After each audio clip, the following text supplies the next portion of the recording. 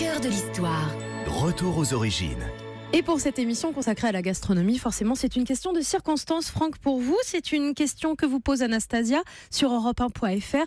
Depuis quand utilise-t-on des nappes et des serviettes de table et est-ce que c'est une invention française ? Alors vous savez que pendant très longtemps, on mangeait avec ses doigts, tout simplement, qui n'était pas forcément aussi sale qu'on l'imagine. Ça ne veut pas dire qu'on y mettait tous les doigts et toutes les mains, mais enfin bon, c'était la façon de faire.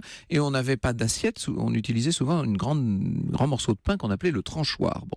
Et puis, on a je dis bien remis la nappe à la mode au Moyen-Âge.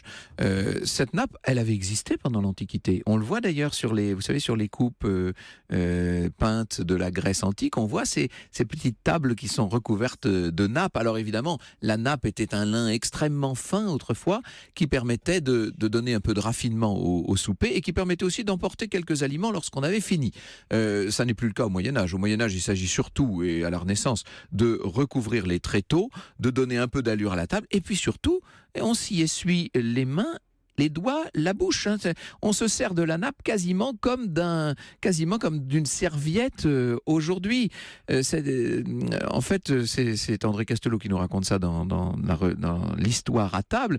Il nous explique qu'on changeait la nappe même à plusieurs reprises pendant un grand service parce que il fallait à chaque fois renouveler le linge qui n'était pas toujours très propre.